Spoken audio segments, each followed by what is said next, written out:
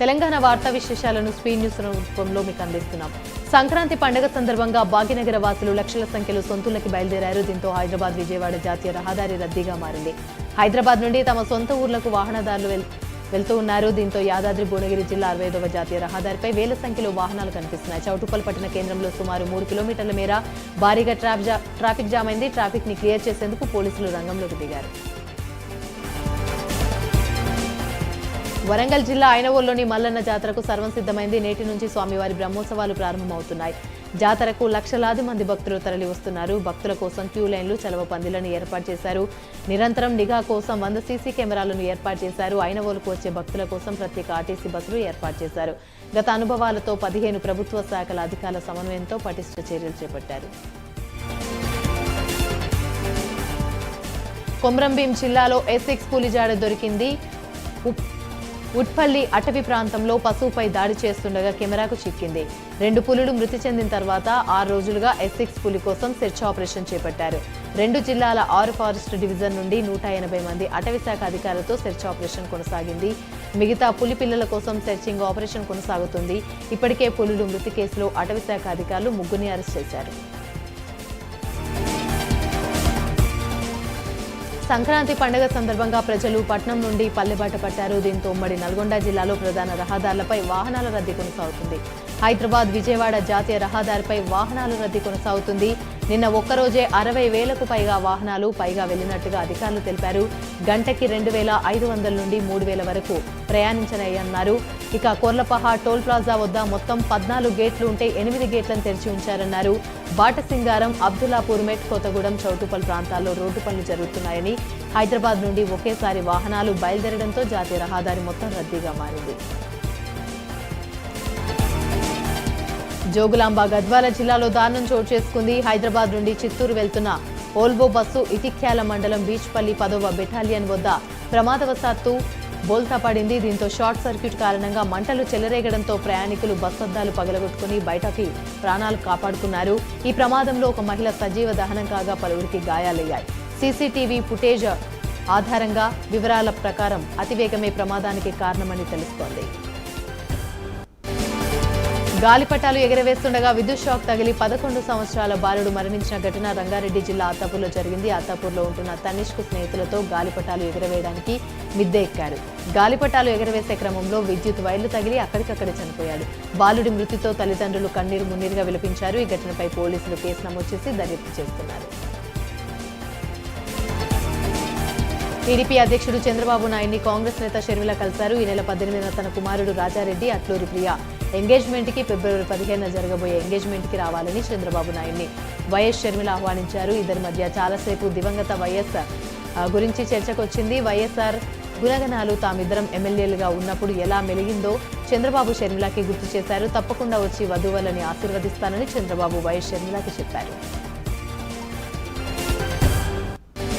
నాగర్ కర్నూలు జిల్లా అచ్చంపేటలో దారుణం చోటు చేసుకుంది. అచ్చంపేటకు చెందిన సింధు అనే వివాహిత మరణించింది.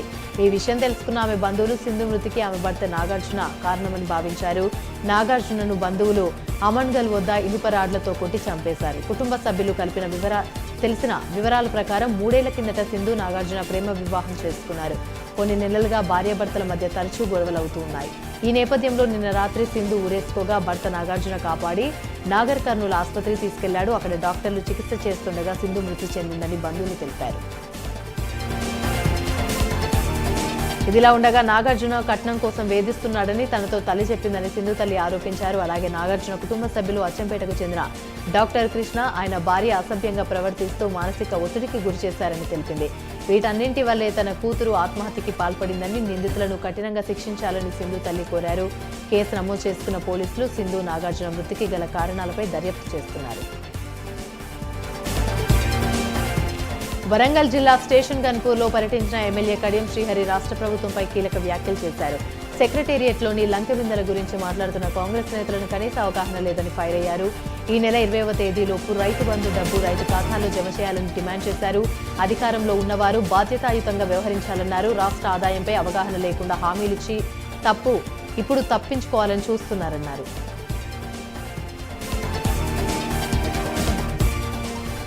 రాజ్భవన్లో సంక్రాంతి సంబరాలు మొదలయ్యాయి.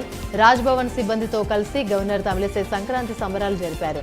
గవర్నర్ తమిళిసై పొంగల్ తయారు చేశారు. అనంతరం సూర్యుడికి మంగళహారతులిచ్చారు. ప్రసవ వేదనతో బాధపడుతున్న ఓ మహిళకు అచ్చంపేట ఎమ్మెల్యే డాక్టర్ వంశీకృష్ణ పురుడు పోశాడు. నాగర్ కర్నూలు జిల్లా అచ్చంపేట నియోజకవర్గ లింగాల మండలం జీలుగుపల్లి గ్రామానికి చెందిన ఓ నిరుపేద మహిళ ప్రసన్న పురిటి నొప్పులతో బాధపడుతున్నట్లుగా వారి కుటుంబ సభ్యులు ఎమ్మెల్యే దృష్టికి తీసుకొచ్చారు.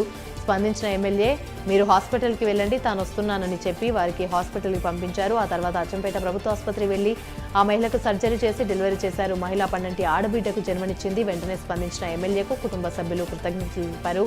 ప్రముఖులు ఎమ్మెల్యేను అభినందించారు.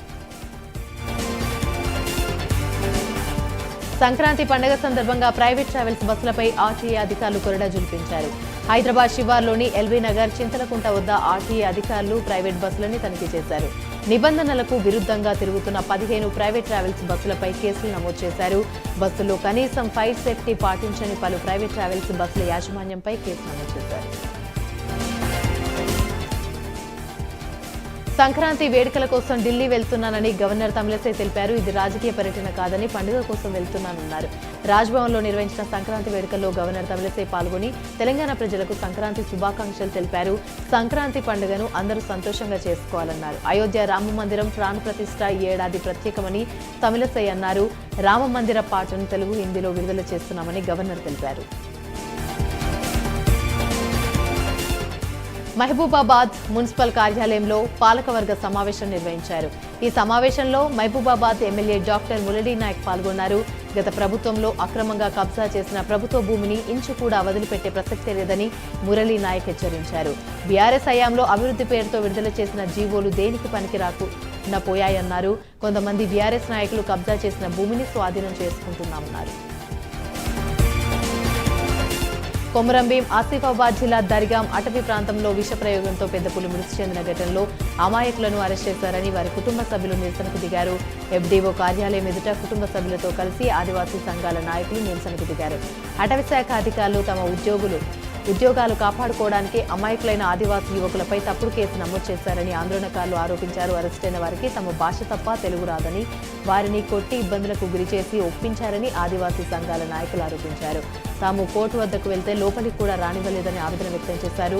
అమాయకపు గిరిజన యువకులను వెంటనే విడుదల చేయాలని డిమాండ్ చేశారు.